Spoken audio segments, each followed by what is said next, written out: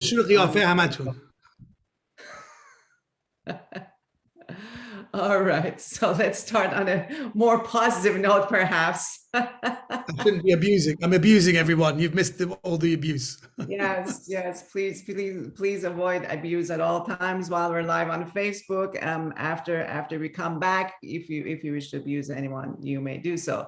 So we're starting with quite a bit of humor and friendliness, and it's more or less a family atmosphere this afternoon. Thank you everyone again for joining us here at Persia. My name is Tahir Danish. I'm the executive director of the foundation, and it's my pleasure this afternoon to finally have Omid Djalili with us. We've been waiting for this day for a long time, given his many commitments and given the fantastic talent that he is, that everyone wants to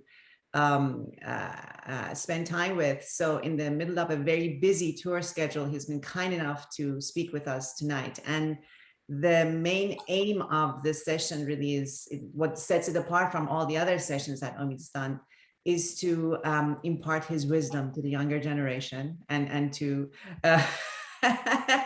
help those Iranians around the world who want to join his legacy and Qurban Shama, yes,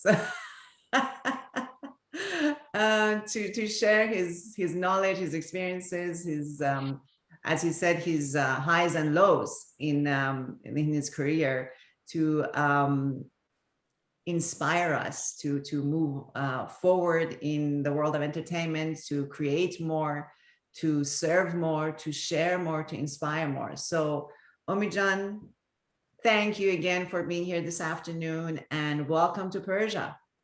Thank you. I love the way you were commentating on the humor that was happening. I should bring you on tour with me. Whenever I tell a joke, you should say, now, this is a very joyful joke. I hope everyone enjoys it. And here's some more jokes. It'd be good. I'd love to hire you for my shows, just to give a comment. Anytime. So without taking any more time, let's just jump into it, because we've got a lot of questions for you. And I just want to repeat that we received a lot of questions over the past couple of days by email, by WhatsApp, by text, on Instagram. So we chose a few questions and designed a few that we are sharing this afternoon. But if you have any more questions, please feel free to text them to Persia right here on Zoom. You may also WhatsApp us or send it to us on Instagram still, and we'll try to sift through them and send whatever we can to share with Omid. So the very first question that we have chosen to share with you is, what motivated you to get into the performing arts, given the love of the Iranian families for medicine and law and engineering?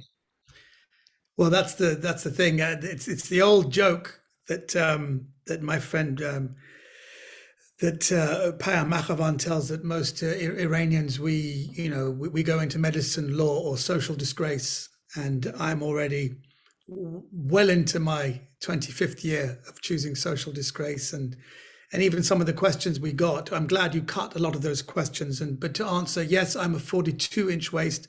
I used to be 32, and I hope to get down to 36 again. These are the urgent questions of discourse that we have. We have friends who've just joined from Saudi Arabia. I'm very happy that the Saudi Arabians have bought Newcastle, and they've spent more on Newcastle United than they have on 9/11. So that's an important thing for everyone to know. That's a terrible joke. I apologize to the Saudis for that. But I suppose the question is, what motivated me to go into the arts is, I literally was living a lie when people would ask me, Omid Jan, what do you want to do when you're older? I said, well, the computer is the good thing. And I looked at my result. I got an E for computer studies O-level, which is the old GCSE. Then I was talking about economics is a good thing. I got an E for that as well. And people say, have you thought about going into law? I didn't even study law. I didn't even know what law was. I tried to watch a TV show called The Paper Chase, which is about lawyers. And I remember liking it, but never being too young to follow what was going on.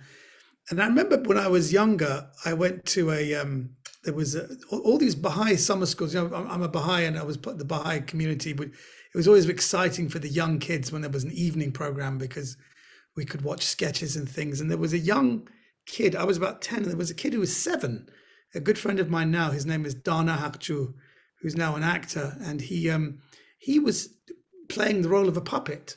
There was an adult who was using him as a puppet, and he drew 2 lines there, and he would talk like this. And he was extremely funny, and he was like a rock star. So I remember following him around, saying, "Do you want to play ping pong?" He goes, "No." And he kept trying to avoid me because I was just this fat Iranian kid following him around. I say, "What's your name? What do you do? Why are you so funny? You know, you're so he was so charismatic as well." And he just tried to brush me off all the time. And we became very good friends. And that was the first time I thought, wow, there's a power in the arts, because it made me jazzed up. It made me excited. And then when I was 12, I did a sketch at school just for my teacher. And he laughed so much. He said, "You should do it in front of the school." And I went to Holland Park School, where there was 2,400 students in this big venue. And they said, "Now for a sketch from a bunch of 12-year-olds." And we did this sketch. And I'll never forget the sketch. It was a terrible sketch, but the end was such a powerful punchline. And it required the headmaster. The headmaster was involved, and it was like the headmaster fell backwards and I fell backwards. And there was such a laugh. I'll never forget that laugh. It was a scream. I mean, it wasn't just, I don't know if you've been in a room where 2,000 people have just hit there is a maximum laugh you can get. And I remember it was hit like a wave. It's like a sonic wave. And I remember the headmaster was on the floor. I was on the floor, and we felt the stage shake. There was a larzidan. There was this terrible shake. I remember thinking, this is a good feeling. And I became very popular at school. So all these very pretty girls who were like 16, who were like these girls wearing baseball tops, and they're wearing pink berets. They go, "Oh, you're the funny one. Come with us." And they put their arms around me. I remember thinking, this feels pretty good. So so that was the first time I thought I wanted to go into it, but I never really went into it. And this was the moment when I was 15. I did a school play on the same stage, and I don't know how the connections were. I think the writer of the play was very close to some actors who were in a very famous television show at the time called Not the 9 O'Clock News, which involved Griff Rhys-Jones, Rowan Atkinson, Mel Smith, and Pamela Stevenson, who was Billy Connolly's wife. It was a sketch show that was actually geared towards my age group, 14 to 18, and I was 15 at the time. And I watched this show in the days where everybody watched the same television shows, and we talked about it the next day. And one of the big stars of that show, Mel Smith, came to see this show. He was about 28 at the time, and I was 15. And he was encouraged to go backstage, and he came backstage, and no one dared speak to him. So I just went up to him and I said, "I really love you." And he just said, "I love you too." And I couldn't believe it. And he said to me, "You're very funny. You have funny bones. That's very rare." And I said, "What does that mean?" He goes, "It means you're funny and you don't even have to try. And you should think about it." I said, "Think about what?" He goes, "Just one day going into the business." And I didn't even think of it because it wasn't part of the realm of my reality. It wasn't in my paradigm to even think that was a viable way to make a living and go into it. But it was many years later where the penny dropped. And I remember I didn't even tell anyone that's why he said that. Then I realized about 10 years later, I was 25. I thought, oh my God, Mel Smith said I was really funny. And then it was my wife said you should do stand-up comedy. And I ended up doing stand-up comedy. And amazingly, the first agency that took me on was Mel Smith's. Mel Smith and Griff Rhys-Jones had a talkback. I'm sure you've heard of Talkback Television, a talkback agency. And I told him that he had seen me 15 years. I was about 30 this time, and he said, yes, I remember this kid. That was you, wasn't it? I said, yeah. He goes, I remember that. He was very, very funny, and he goes, I'm very glad you're part of the agency. So I think it motivated me because I was just encouraged that way, and I think that's what happens with kids. If you do well in certain subjects, like I always did well in the arts, but I was always told to go into computers and things, and I just wasn't very good. So it's a number of things, but that's how I was naturally gravitated towards the arts. It's a very long answer. I'm sorry, but that was. No, that's one of the things that has been noted by some of the people who have reviewed the book that you published in 2014 is that you're a great storyteller. So Thank you for telling us the story behind why you went into this profession. So, what was it like when you first started? What were the dynamics like for you as a, because you are sort of, the first British Iranian to get into this space. What was it like for you back then? Well, it was, there was again very little expectation. But as soon as I went into acting, I remember always doing my own work. That was how it started. I remember doing my own plays. I remember doing fringe plays. I did Strange Bit of History, which is a play about the beginnings of the Baha'i faith, and that did very, very well at the Edinburgh Festival. It was a one-man show, but it was very much my own work. And then when I tried to get into, like I said, I was 29, 30, I got an agent, and all those dreams of being the new Al Pacino or the new Robert De Niro, which is what a lot of Iranian kids are, I really look like Robert De Niro. Those dreams were completely dashed when I went up for Taxi Driver number 6 in my first television thing. And I had something like, my only line was, "You called cab?" Five other people said, "You called cab?" And I remember I was really thinking, how can I say this line in a better way? And I said, "You called cab?" Like that. And I thought I'd make it a bit more, I was a bit more louder than the others. But they cut me out even. I saw the thing back and I was so upset. Hey, Baba, I had one line and they cut me out. And I thought, wow, that I'm not exactly going to play white roles. I'm never going to play Hamlet. I'm never going to have a Shakespearean lead. So I remember telling my agent, if there's any ethnic bit parts, put me up for them and let's see what happens. So I remember going to an audition for The Mummy, and I'll never forget it. It's amazing. I think it's just the confidence I had as an Iranian, the confidence. We all think we're the best anyway. We think that we're God's gift. We're the most talented people. And I remember going to this audition, and there was 3 pages where I had one line on each page. So they said, let's read. And there was 4 of us reading. And I said, "Step over the threshold." And then there was nothing until then I said, "One more line there." And I said, "One more line there." And they said, and the director said, "Okay, good. Let's do that again. But this time, could you do it with a bit more?" And I went, hold on. Sorry, are you giving me notes? He said, "Yes." I said, I had 3 lines and you already think I can. I said, I did them the best I could do. I don't think I can do these lines any better. Whatever you say, I'm not going to respond to your notes. And he was really shocked because he never had anyone talk.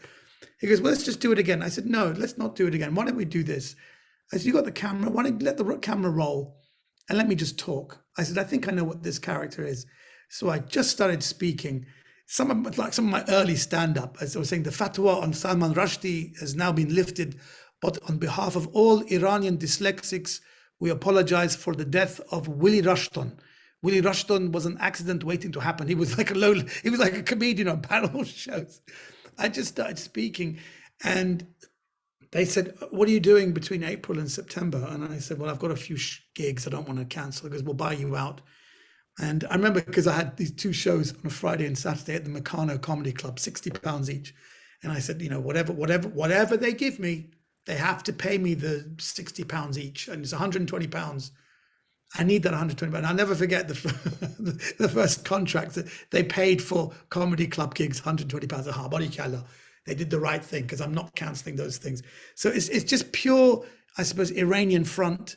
And actually being very reasonable, because what they had written was not even a 2-dimensional, it was a 1-dimensional role. I think what I did with the role in The Mummy, I made it like at least a 2-dimensional role, but there was nothing even there.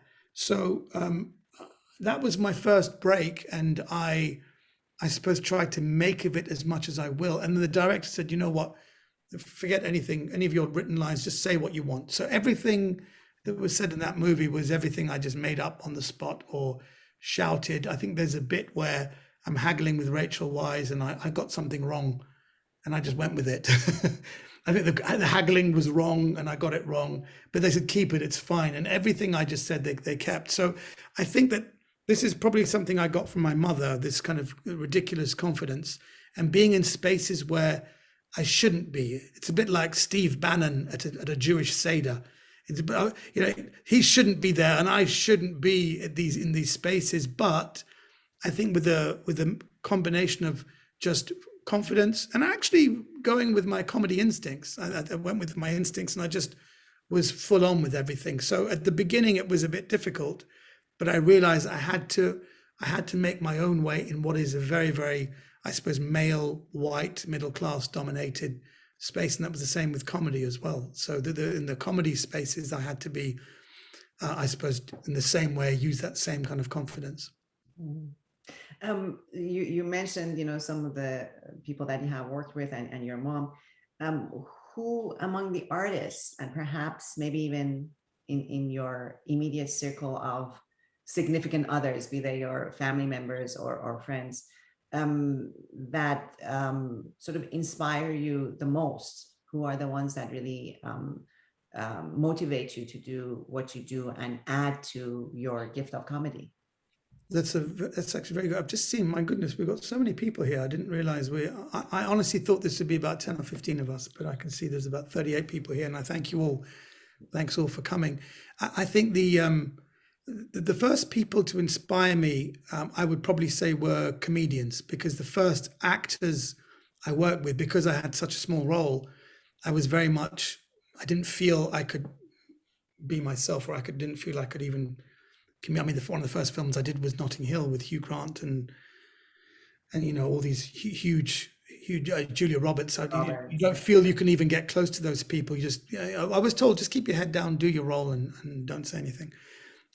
So the first people I became inspired by were comedians, I think. And it's interesting, I always noticed in the first couple of years, I never performed with women. I was always on a bill with guys, with white guys, actually. And then I remember asking, you never put me on with a woman. They said, well, you're the diversity. We have 3 white guys and you, or 3 white guys and a magician, or 3 white guys and a woman, or 3 white guys and a black guy. That's how we meet out the diversity in the 1990s. So the first people who I suppose inspired me, the first person to inspire me, and this is not a good story, but he inspired me in the wrong way, where there was, but I thank him for it as well. There was a guy called Smashy who had this comedy club at Churchill's in Southend, which is a kind of diner, but they had comedy, and I did really well. For some reason, I did very, very well. It was in 1996. It was only about my 10th or 15th show, and everybody was laughing, and they gave me a standing ovation. And to this day, I don't know what I did, but he pulled me to his office. He goes, Omid, sit down. I want to talk to you. He goes, that was brilliant. The thing is, though, you got to change your name, because I want to call everyone up. So there's a new act. You should book him, but I can't remember your name.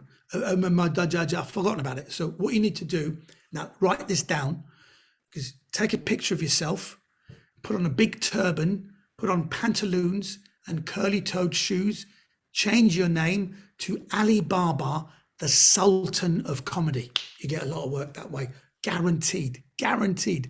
And actually, he was absolutely right. If I had done that cod ridiculous thing, probably more people would have booked me. And I said, thank you very much. Amazingly, I saw him again in 2006, where I was shooting the Omid Djalili Show. We were shooting a pilot. I was outside the BBC, and he walked past, and it's so funny. He goes, what are you doing here? I said, yeah, I'm just doing a show. He goes, what show are you doing? I said, it's my own show. He goes, what, your own name? I said, yeah, it's called the Omid Djalili Show. He goes, did you take my advice? Did you take a picture with the turban? I said, no. He goes, when was that? I said, that was 10 years ago. He goes, you see, if you'd done that, you would have got here much quicker, 5 years quicker, guaranteed. Always listen to Smashy, he said, and he wasn't joking. So in a sense, I'm very thankful that that happened early on, because in everyone's lives, you have to make your own path, and you can't pander to what you think, I suppose, white middle class English society wants you to be. So I'm quite proud of myself that I didn't do that. And then what happened was, in answer to your question, from the artists I work with, the reason why I was so upset about this comedian who passed away was Sean Locke. Sean Locke was a fantastic comedian who was on 8 out of 10 Cats. He's very much a comedian's comedian. And I remember I was very honored that he asked me to open for him. He was doing a little tour in art centers and comedy clubs, and we were up in Harrogate, and he says, just do half an hour before we warm them up, then I'll come on. And he really was one of the top comedians. And I drove him back from Harrogate all the way to South London when I lived in West London. And he made it very clear that he said, your funniness has nothing to do with your ethnicity. I don't want you for diversity. I just think you're funny. And he said to me, I think you're going to be really big one day. I said, do you really think so? He goes, I can tell. You're very humble. And we never talked about comedy. He only wanted to talk about life, God, and the universe. We even talked about the Baha'i faith. And he said, he goes, and he actually said, this is amazing. So you all get together. And he goes, could I become a Baha'i? I said, yeah, sure, you could. He goes, well, one question, do you drink? I said, actually, Baha'is don't drink alcohol. He goes, well, then I can't join. And I was like saying, you can join. He goes, no. He goes, for me, it's all or nothing. He goes, if you believe this person is a prophet of God, if he says don't do it, you don't do it. He goes, I don't want to become a Baha'i and then bring the name of the Baha'i faith into disgrace. So no, I'm sorry, I could never become a Baha'i. And we had a great discussion. Every time we met, it was always about very deep. We never talked about comedy. And then he wanted me to do his show, TV Heaven, Telly Hell, when he was already a big star. And I had just done my BBC One show. He was very clear that he didn't want me because they always wanted me for diversity. And he goes, no, I just want you for you. And that was the most, I suppose, inspiring thing. And also looking at these comedians, there's a group of them. There's Harry Hill, Bill Bailey, Sean Locke, Eddie Izzard. A lot of these people who are the generation above me, they're genuinely funny-boned people who work hard. They work very, very hard. And it's that work ethic I like about them. And the fact that they had certain values and principles. Like they said, we never say anything political unless it's really, really funny, unless it's something really, there's no point, because I hate people who just do slogan comedy. I remember learning from them, don't say anything even slightly to do with the political discourse unless it's really, really funny. Hence the Brexit routine I did with Prince Charles, which was a so-called political routine, but it didn't take a political side. And I thought it had to be said. In fact, I was not allowed to tell that particular routine, but I thought I'd do it anyway. And Prince Charles said, thank you, that was the best bit, was because it really brought the country together. So I learned a lot of these. Sorry, what were you saying? It's one of your most watched YouTube clips, actually, that particular. Yes, I think it's something like 2.7 million people have seen that now. And but I think it's because I was inspired by these people whose their comedy values was never say anything on stage unless you've laughed at it yourself. Because I know a lot of people think that what they should do is tell people what they want to hear. But we were discussing that a true artist tells people what they need to hear. And I think that's the difference. Tell people what they need to hear. They're not necessarily comfortable with it. They're not necessarily au fait with it. They're not necessarily even aware of it properly. And if you tell things that you think make people laugh and you don't think it's funny yourself, then you're not being true to yourself. So I would say about 95% of everything I've done is basically inspired by what these comedians have helped me and guided me, and I'm very thankful to them. Fantastic. So given that you've sort of gone about this your own way, you've kept your name, obviously, you haven't changed the shape of your shoes or the color of your outfit or your headwear.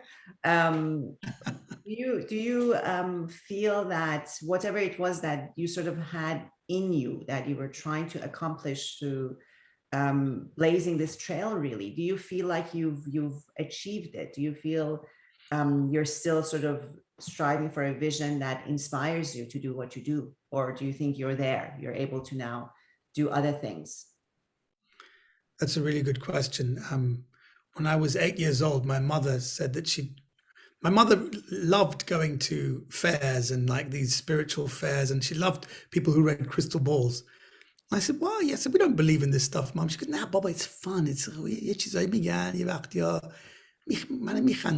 funny.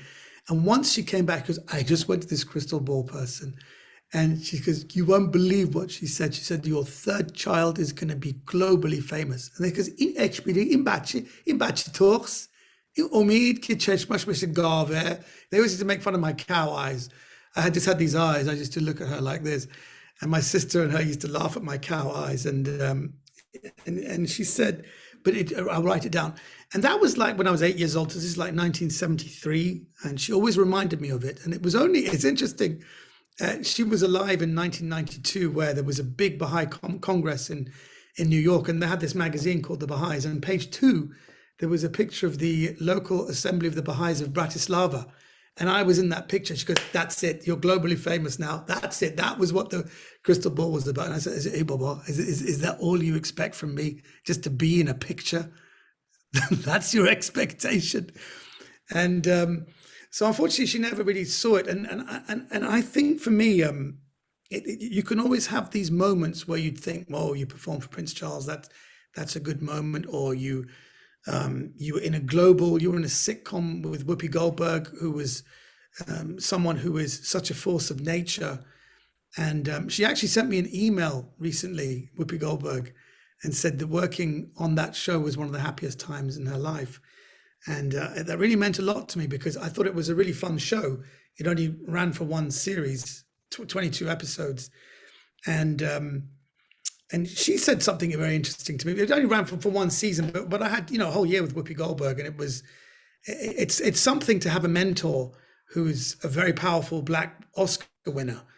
And she said something very interesting to me. She kept defending me. She kept defending, because the writers were terrible for me, and I'd have to read the first script, and then during the week we'd work on the script. I'd get it to a level where I had to write everything myself. That was the thing. And just have I suppose to have the cojones, to have the confidence to do it.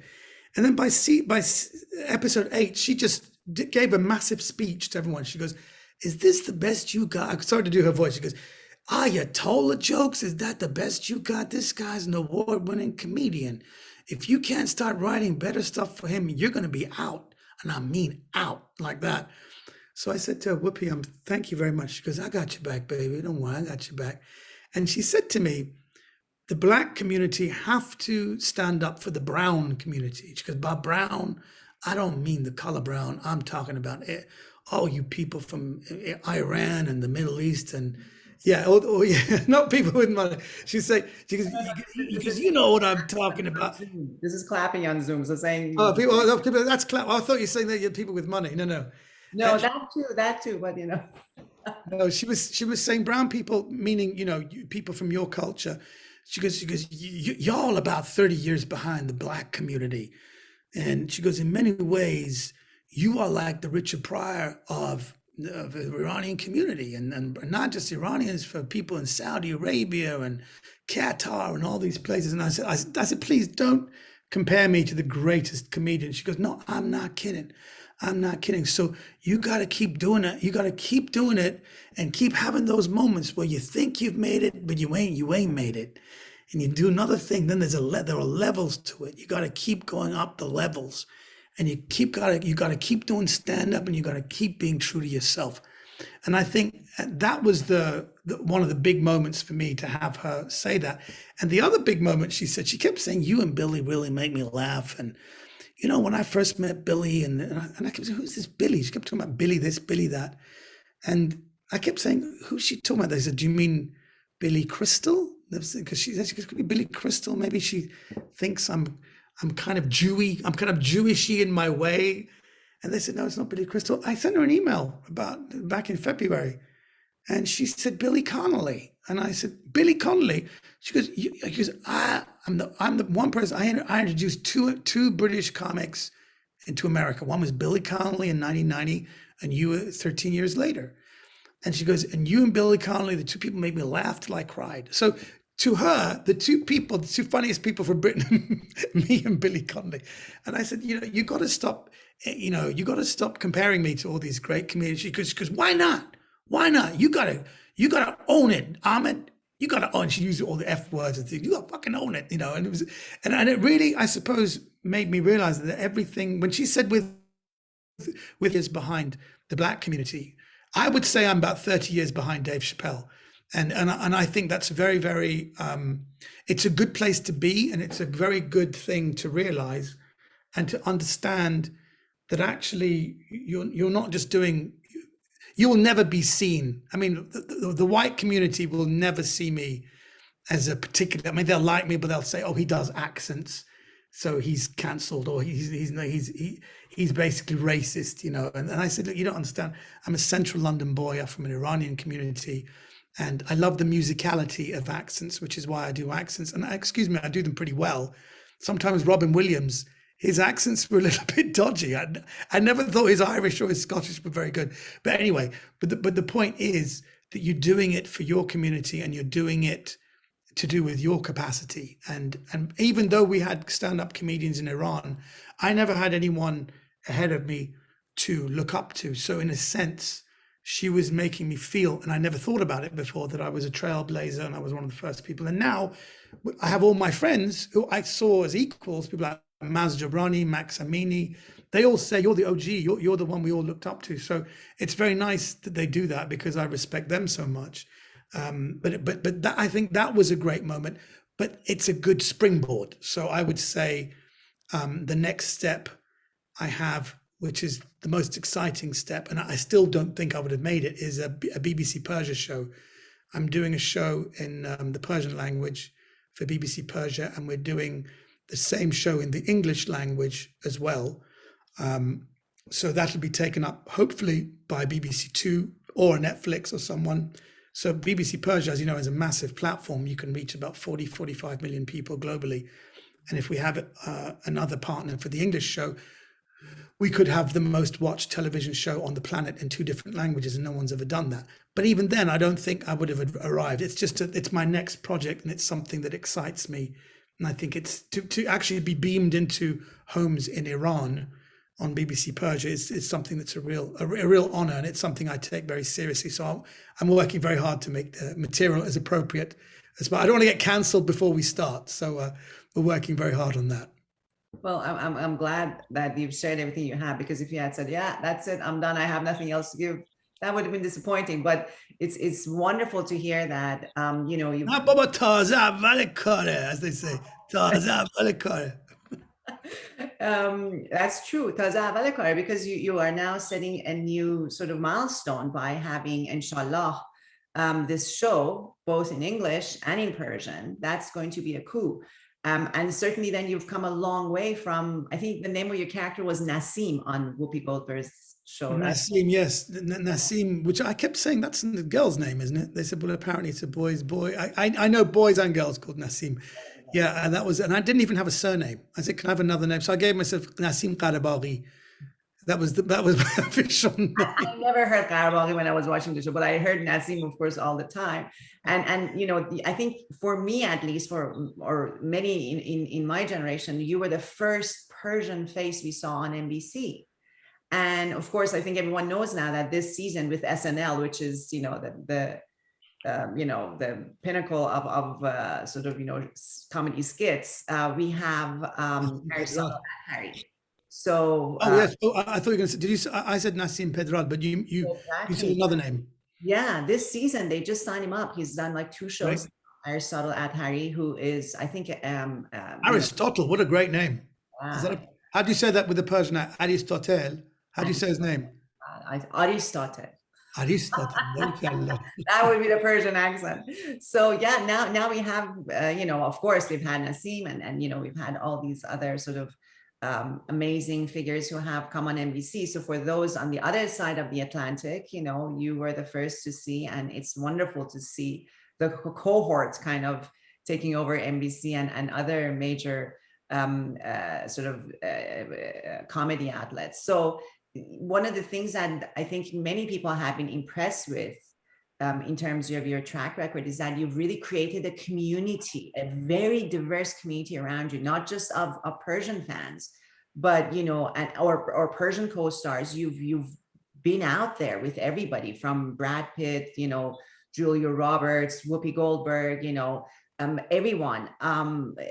It's been really fantastic to see how you have built a community. And building a community, if there's one thing we have learned during the pandemic, is to build communities. So do you want to sort of give us a few tips as to how to do that, in particular in a business like show business, where everyone is, you know, very perhaps competitive, maybe more than other fields of work. So do you want to tell us a little bit about how you were able to go from, you know, rubbing shoulders with Robert Redford, who was telling you about, you know, your great work in Dr. Zhivago, all the way to giving, you know, marriage advice to Brad Pitt, or, you know, having chats with Prince Prince Charles.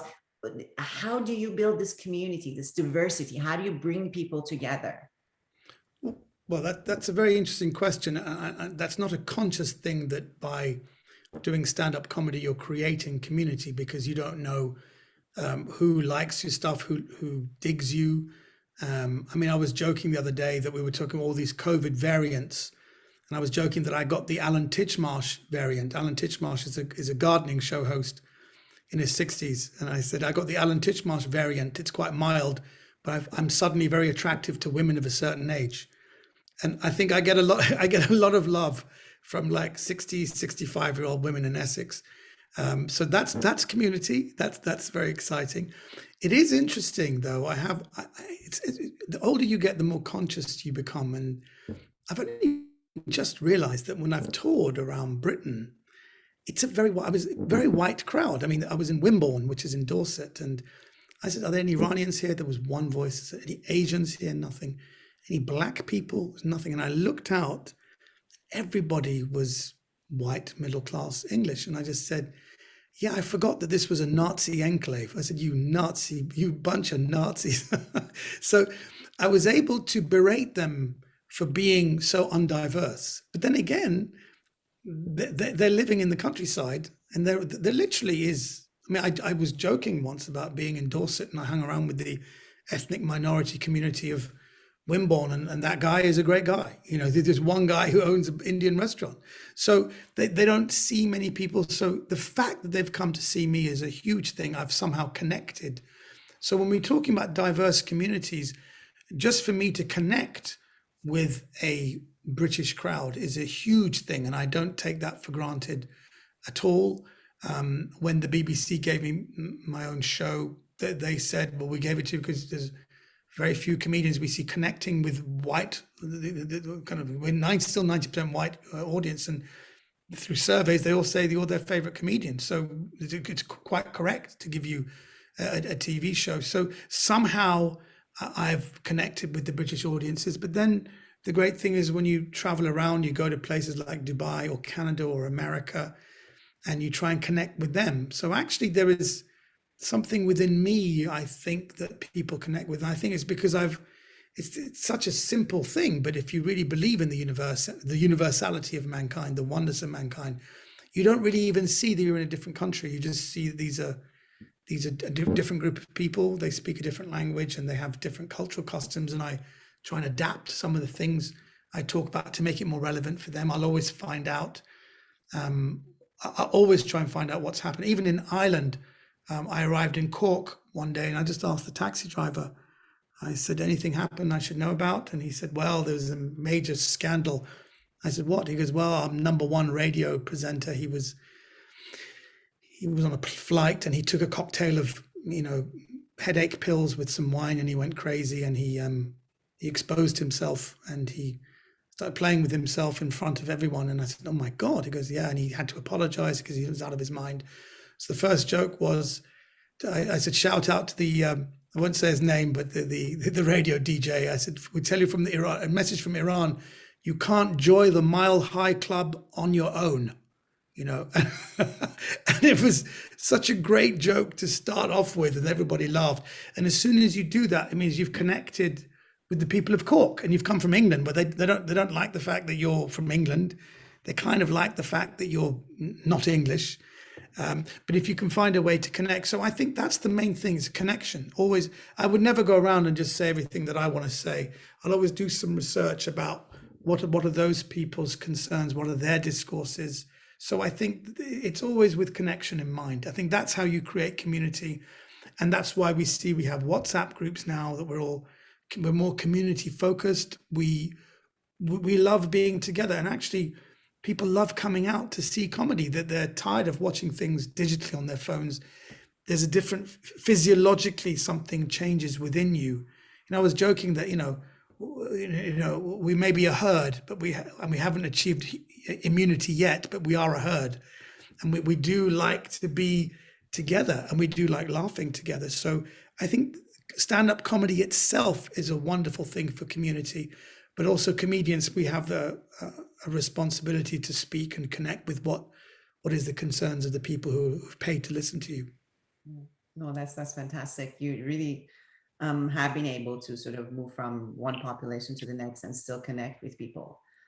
You've been all over the world, and you enjoy it. So I guess your sense of enjoyment must also make others. And that's another thing. If you're talking about people who inspire me, Billy Connolly as well, I would say he's the Scottish comedian who, he's in his 70s now. He doesn't do it. I was very pleased to see his last performance, and even in his 70s, he's got Parkinson's disease. He loved being on stage. He's often laughing at his own jokes.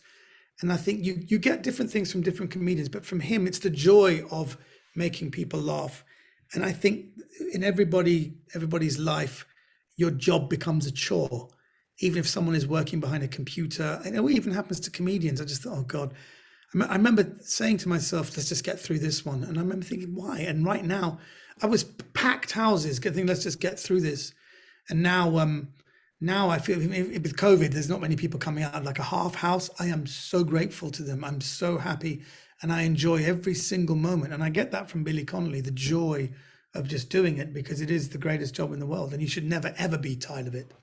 Yeah. I guess when you do something with that spirit, it really is not a job anymore. It's a joy. So that's I mean, even that stuff we say as Baha'is, that everything should be a service. I think it's the same thing. Even if you treat stand-up comedy as a service, it's very important.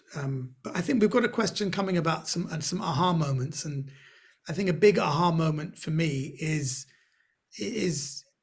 just forgiving yourself. I think we all make mistakes in our lines of work, and I think that I've made so many mistakes. I've said so many stupid things. You know, I've had people say to me, "Inchibud gofti, bishura ahmar am." Inchibud. I've had my father try and go on and apologize to him. There was a big Baha'i Nowruz thing, and he goes, "Could you just translate into Farsi as well?" I said, "Well, everyone speaks English." Nah, and I said, "Good evening, everyone, to this lovely Nowruz event. We're going to have some singing and dancing. A quick translation for the friends دوستان ایرانی که 30 سال تو انگلستان هستن و هنوز انگلیسی بلد نیستن، خاک تو سر همتون." همه بهشون برخورد. Everyone was so embarrassed, and my father said, برو عذرخواهی کن. I said, what's it she? And they said, and they were so upset. I was never asked by the Baha'i community of Ealing ever to do something again. So I've made mistakes. I've said stupid things. But I think the most important thing is to forgive yourself, we all make mistakes. And I even made terrible mistakes in my last show. I remember thinking, why didn't they laugh at this bit? That was the bit that usually gets laughed at. I just forgot I underestimated how important this one joke was before that. So I made a note. Before I get to Cadogan Hall on the 23rd, I'll fix that up. But I think it's important to forgive yourself and the mistakes we make, because I used to beat myself up so much. I can never sleep sometimes. I'd stay up all night thinking about why did I make that mistake, and I'd hit myself, and I'd be on the phone to friends in America who'd still are awake, like 1 a.m. I'm calling friends in LA. I'm an idiot. I'm an olar, bishura olar, gusale. I just abuse myself, and it's not necessary, because it's all part of it. And actually, I realize now, and this is quite a controversial thing I'm going to say, but I'm going to say it anyway. Hard work, you can be a comedian through hard work. If you look at Jimmy Carr, I don't know if you all know Jimmy Carr, he's the most hardworking stand-up, and he works hard. So he works hard at standing there, speaking and saying the correct words and giving punchlines. He's not a funny person, but he's made himself through hard work. If you look at him, his delivery is not great. His presentation is not great, but his jokes are very well crafted because he's worked really hard. Now, with me, I'm a bit of a mess as a person. And I think people buy, Omid's a bit of a mess. I make mistakes because, they say in the Persian carpet, they always leave a mistake because no man-made thing is perfect. Only God is perfect. So I was always taught to, take on my mistakes, take on my imperfection. But even that, there has to be a level of hard work. So once you do the hard work, you're going to make mistakes. Enjoy your mistakes as well and learn from them. So that's my big aha moment, is don't be so harsh on yourself in any line of work. if you make a mistake. Don't be so harsh on yourself, because it happens to everyone. And there's only way to learn. That's also part of community building, not to be so harsh on yourself and harsh on others. Be forgiving towards everyone, and yourself. Because very important for community building. That, yeah, definitely is the key word for human life. So thanks for highlighting that. And yeah, you certainly have also reached where you are through hard work and a great deal of energy. I've heard from many people compare you to the Robin Williams of the Iranian community because of the level of energy that you display on stage. So that's Robin Williams without the cocaine, I should say. Without cocaine, I don't take any drugs. So maybe a little bit of Coca-Cola, but not cocaine. Great distinction. So speaking about community and all the experiences that you're sharing, of course, you're doing a lot more with the Iranian community over the last, I guess, couple of years. You even attempted sort of, Persian jokes in Farsi. Tell us how you have reached it, because you weren't born in Iran. You've been born in the West. You've pretty much lived in the West. I don't think you've ever lived in Iran. Maybe you visited, but how is it that now you're more involved with the Iranian community worldwide? This is a very good question. It was a lockdown project. And during the pandemic, I thought, what could I focus on? And it was my wife that actually said to me, why? She asked me, she goes, so tell me about Saadi and tell me about Omar Khayyam. I said, I don't know anything about it.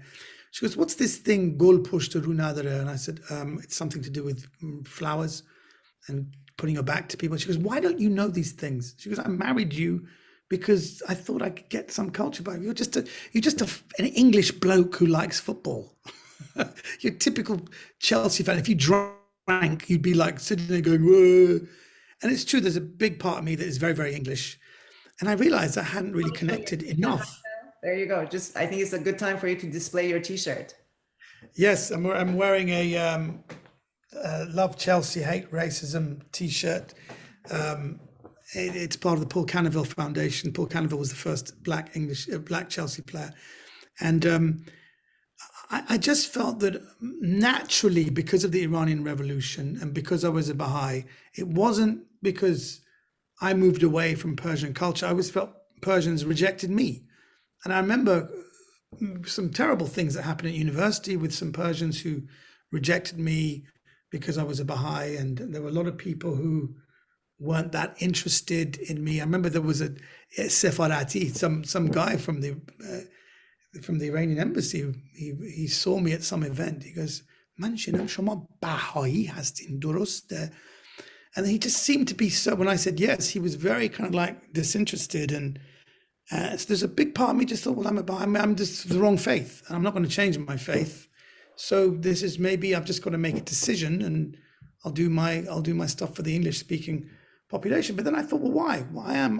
I should get into my Iranian culture. So I thought I set myself a challenge to do some shows on Zoom in the Persian language, and this was mostly inspired by the fact that I did Radio Javan.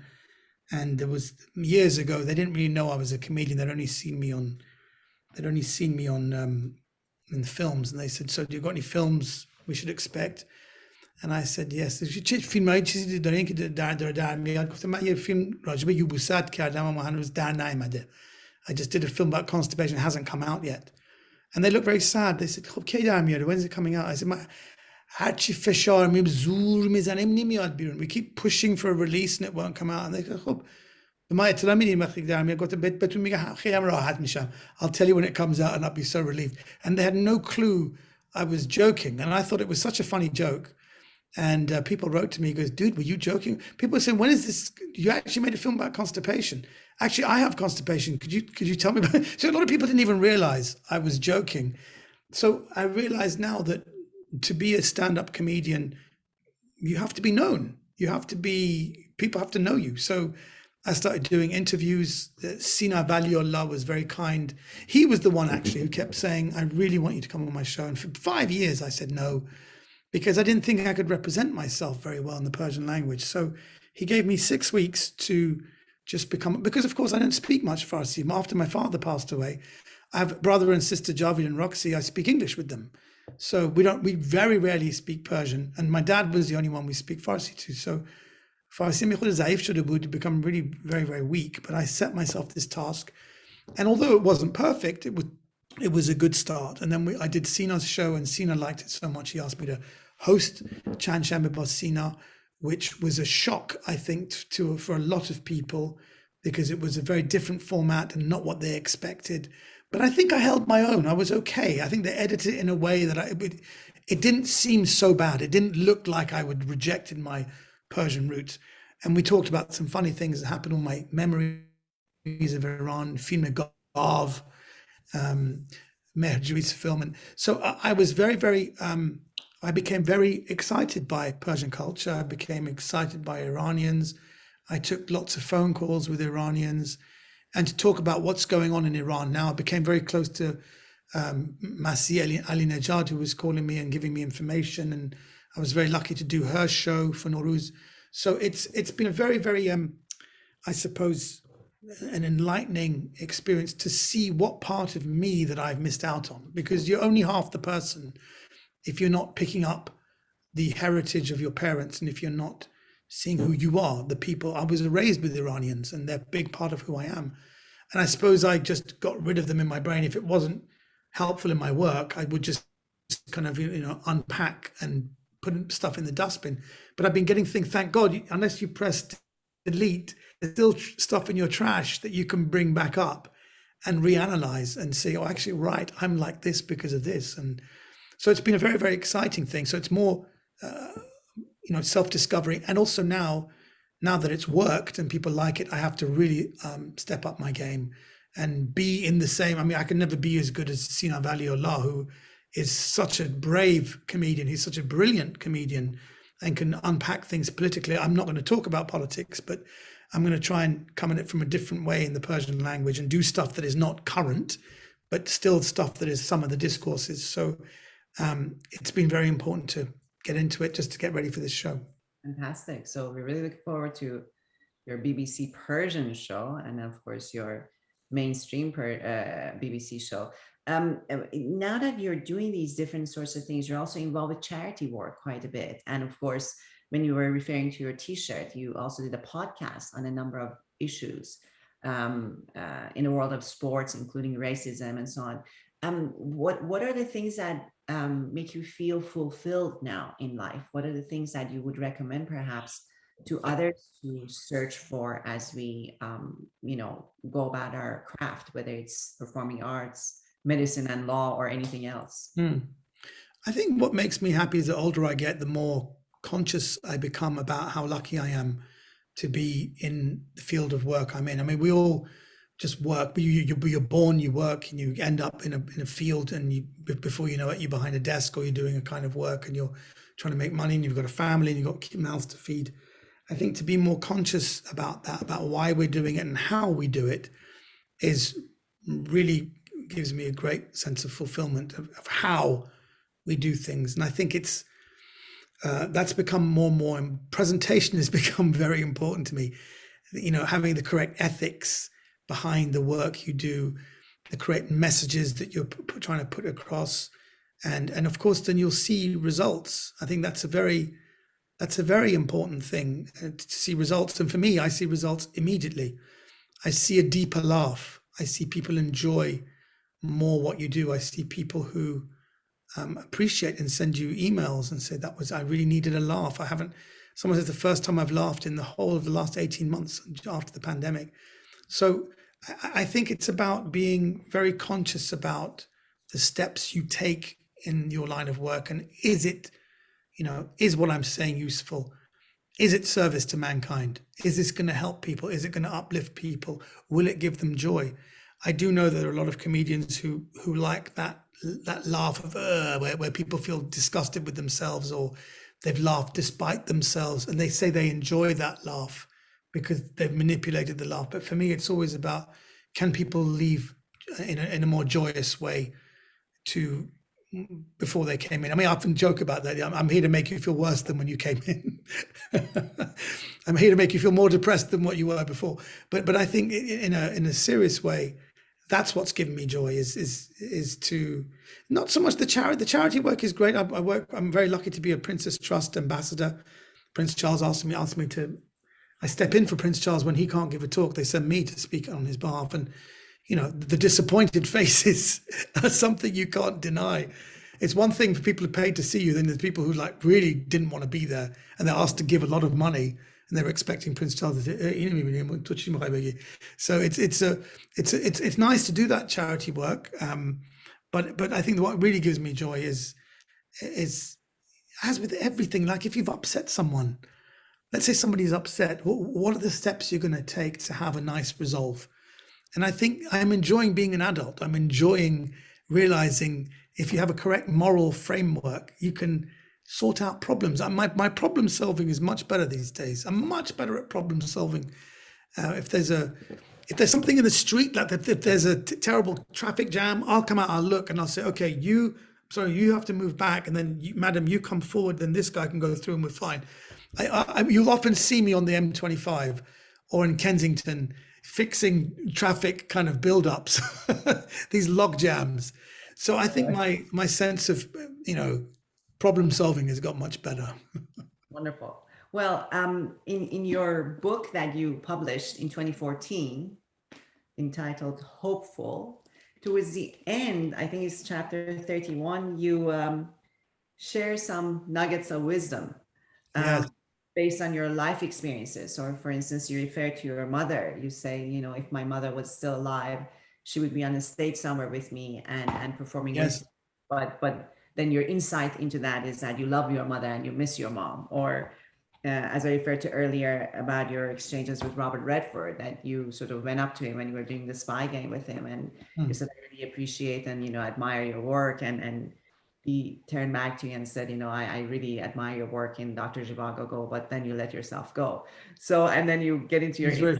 Never be funny with those guys. It's fantastic. So there are 7 sort of words of wisdom that you have encapsulated in the book. But the book, of course, came out in 2014. So do you have, in particular, you know, with the pandemic, everyone has experienced life in a brand new way. We have new insights and aha moments and epiphanies that we may want to share. And so if you could talk to the younger Omid, who was, you know, the kebab shop owner back in 1992, what are some of the things that you may want to share with yourself? What are the pieces of advice that you have for the young Omid? That's a very good question. Well, the first thing is always to appreciate your parents. That's one thing, you know, I've come to appreciate. I remember recently, I live in Suffolk now. I live in Ipswich because of the pandemic. We've had to downsize and move to Suffolk, and I had to stay in Kensington, not far away at an Airbnb, but not far away from where I was raised, and I lived the first 30 years of my life. And I just realized what a wonderful place Kensington is. It really is wonderful. And my mother actually said to me, one day you'll appreciate it. I said, what is this life with guests and we never have any privacy? And she goes, you'll appreciate that you went to good schools and you lived in Kensington. One day you'll appreciate it. And I do, and I really appreciate it. I mean, you know, my sister told me a joke recently that my mother told about, because I was saying teriyaki jokes are quite, you know, in Iran, we can't do jokes about, you know, joke mahalli, we can't do regional jokes anymore. And I said, my mother had this very funny teriyaki joke, and my sister reminded me of it. My sister, very clear, you're not talking about Japanese chicken teriyaki, you're talking about teriyaki. Someone who smokes opium. Yeah. So apparently he was going to the hospital because he had to give a stool sample, and it took him a long time. And he and they took the stool sample. They said, come tomorrow, we'll give you the results. And they comes tomorrow, they said, actually, we're really sorry, but we've lost your stool sample. We need another one. He goes, hey, Baba, you have the stool. It took me a week before to get another one. So he comes back a week later with another stool sample. He goes, we'll give you results tomorrow. And he goes away. And he comes back the next day because we're really sorry, but we've lost that stool sample as well. And the teriyaki says, "Inja ke hamash bukhor bukhore," which means like this is all people just. I don't. You can't even translate that. It's all people eat here. Like all that. And I remember when I'm glad my sister reminded me of that joke, because I remember talking with my mother. I said, I didn't get this joke. She goes, "Goftesh hamash bukhor bukhore." It's all eat. And I said, "What does that mean?" She said to me, "No, you don't understand. when you're joke construction, she'd say, you tell a story and a joke is something very surprising. She said something very surprising at the end. So she was teaching me joke construction when I was younger, and I didn't even realize. So, and then my father was so funny, who told lots of genuinely funny jokes. And lots of people, Iran say, Omid Djalili, may joke I'll tell you a joke, go and say it on stage. And I said, Babashi, Sean, you'd never go up to a stripper and say, Babashi, so it's always Iranians who tell you this really joke, stupid jokes. And but actually my dad and my mother always had top class jokes. So whenever they taught me jokes, I would go and tell those jokes to other Iranians, and I could hear that laughter, that big explosion of laughter. And that's something I've never really fully appreciated or honored, actually. So I think the reason why I went into stand-up comedy is definitely because of both my parents, who were joy givers, and they loved joy, and they loved the not just jokes, but funny stories as well. They always had fun. So they were great storytellers. So that's the one thing for me is very important to say, that I really appreciated my parents. I think that's and also where you come from. Wherever you come from, you should really be proud of. I think that's a very important thing, to own it, not just being an Iranian or raised in Kensington. I mean, I often joke about being a minority within the minority. British Iranian, I'm a minority. Then British Iranian Baha'i, so I'm a minority within the Iranian community. So I'm a minority within a minority within a minority. And even within the Baha'i community, people thought my family were a bit strange. So I'm a minority within a minority within a minority within a minority. And I thought my family were crazy. So I'm like a minority in kind of cosmic levels. But I love them. I love them, and I'm very proud I came from this family, and very proud I came from who I am. So that's such an important thing, that whoever you are, and if you're not happy with it, go and do some therapy and go and own who you are. Be proud of who you are. I think that's the big aha moment, because once you're proud of who you are, then you can be a real artist. Then you have to know who you are. And I think this is something in everyone's life. If we just know who we are, then we can be better human beings and serve our communities better. And I don't think I even, certainly for the first 35 years of my life, I didn't even know who I was. I think that's a big thing. We're all very unconscious. We're very unconscious people. So moving towards adulthood and consciousness is something I'm very, very grateful for. And I think that's something we should really cherish. And also be happy when you're in your 50s, because it's the best. It's the best time. In fact, I have friends in their 60s that said the 60s is even better. So don't worry about this Instagram culture where we have this ridiculous worship of youth. But I'm sorry, youth without wisdom is just nothing. It's a complete. I talk. If you come to my show, I talk about, posting pictures of myself with my top off on Instagram and what happens. And I think we should do that, because when you're older and you're more conscious, there is nothing better. And so this whole ageism that goes on, don't be depressed by young people with flashy bodies and great teeth. It doesn't mean anything. Then nothing beats wisdom, and nothing beats experience and having lived on this life and knowing how life works. I think nothing beats that. And that's it. That's my big aha moment. Well, in one of her last Super Soul Sunday sessions between Maya Angelou and Oprah Winfrey, she said, if you can make it to your 80s, do it, because life keeps getting better. And I think that's the sort of the balance that we then reach when we become adults, coming from a sort of a traditional culture, an ancient culture like Persia. We actually value age. Yes. Those who are our elders are far more valuable in our community than those who haven't made it to that stage yet. And of course, in a sort of a consumerist society that is, exactly as you said, totally consumed with just that, with the instant gratification of Instagram, the images, these plasticity that we now worship. I'd like to just add to that. I like to add, my Angelou says it's great if you get to your 80s, but as my dad says, Navad bayad beravad. Like, once you get to 90, I'm out of here. Well, I think he did it, no? He did, yeah. Navad bayad beravad. He said that for 4. He was 94 when he died. And he goes, Navad Bayad Bedavat. He said that for 4 years. He goes, I'm out of here. I don't want to hang around anymore. Well, I honestly don't think that we could have ended on a better note of you realizing the Omid importance. Bayad Bedavat. Omid Bayad Bedavat. Well, Omid Djalili, because we're going to come and see your show soon. Yes, there's a few tickets left at Cadogan Hall. And if you can't get tickets for Cadogan Hall, I'll be at the Hammersmith Apollo on the 18th of December. And if you just go to my website, omidjalili.net, there's lots of, there's about 10,000 tickets still available, all up and down the country. Not just in London, because I think you're all over the place. Yeah. I'm even going to Austria on the 8th of January as well. So if anybody's there in Austria, and I think I'm coming to Qatar at some point as well. So that'll be exciting. We have people from Spain here tonight. We have people from Iran. We have people from Canada, United States, Saudi Arabia. Everyone has been messaging Saudi brothers privately. So you have fans. You continue to have fans throughout the world. BM Malik from Saudi. How you doing? And we love seeing you perform, but we really loved having the chance to speak with you. I think this is going to be a gift to younger Iranians who, just like yourself, are finding their feet, because it is difficult to be a third culture child. Many of us are, because we've come to the West, or we've been born in the West to very Persian families. And so it takes a long time. We kind of rejected that, oh, I'm not Persian, I'm Western, I'm cool. But then as we age and we gain that sense of wisdom, we understand the importance of having a balanced view of where we come from and where we're going.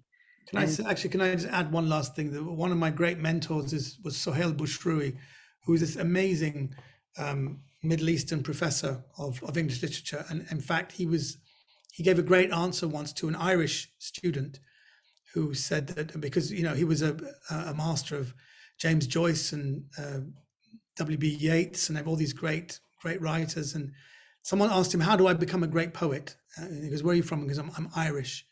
He goes, well, what you have to do is read everything you can about Irish culture, Irish poetry, make yourself aware of all the greats, read all of them, because that is who you are. That's the culture you come from. And I think that was the mistake I made that I didn't do with Persian culture. I did everything with English culture. I studied English literature. I watched all the great TV programs, studied the films, read all the books. I haven't done that with Persian culture yet. So I can read and write Persian, and I've got to read it, make it more fluent.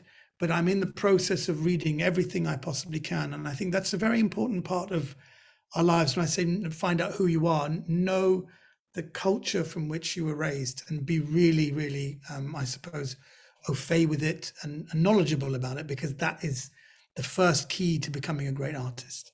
Yes. And I think your genetic makeup, we're finding out through the world of science. One of the scholarships that we have at Persia is for STEM, because, understanding our genetic makeup is so essential to our intellectual, emotional health. So understanding that even if we're just like yourself, born in the West, we come from parents who were born and raised elsewhere, sometimes mixed families. One parent is from Iran, one parent is from elsewhere. And that really, if we value it as richness rather than what the young generation is really suffering from these days, which is this otherness, we see it as a disease. The othering of whether it's a different gender, different race, different skin color, whatever, is to our own detriment. The sooner we understand our essential harmony and congruity in terms of our existence, both in our souls and in the development of ourselves and our society, the sooner we will reach all sorts of goals that we have in life. So thank you again, Omid, for taking the time to be with us. There are a lot of other questions that have come in. There are a lot of comments that have come in to thank you. People are saying they love you, how their kids are looking up to you. They really appreciate being here with you. They enjoy it. I usually on a Zoom, I just look at myself. I don't bother look at the chat. I don't even look at anyone. I just look at myself to see what I look like, because this is going to go on YouTube. I want to make sure I've got the right angles. We always do that. We just look at ourselves on Zoom. You look great. You have nothing to worry about. So for those of you who are in London, in the United Kingdom, Omid is on tour right now. Get your tickets if you haven't. We've been advertising the link to his website on our social media. If you're interested in learning more about Persia and the educational opportunities that we're giving the younger generation of Iranians, please visit our website, follow us on social media. Thank you again, Omid, for taking the time to be with us. Thank you. Thanks for having me. It's a real honor. Thank you. Thank you. Thank you, everyone, for joining us, and have a great evening, day, afternoon, wherever you are in the world. See you soon at our next webinar. Let's see those hearts. I can see. Thank you, Andy. I wanted Andy to. Look at that. Lovely. Nice. That's a nice way to finish. I get a couple of hearts. That's as good as a big laugh. A lot of hearts and a lot of claps and a lot of thumbs up and a lot of celebrations. Thank you, everyone. Thank you from London. See you soon. Take care, guys. Bye-bye. Thank you.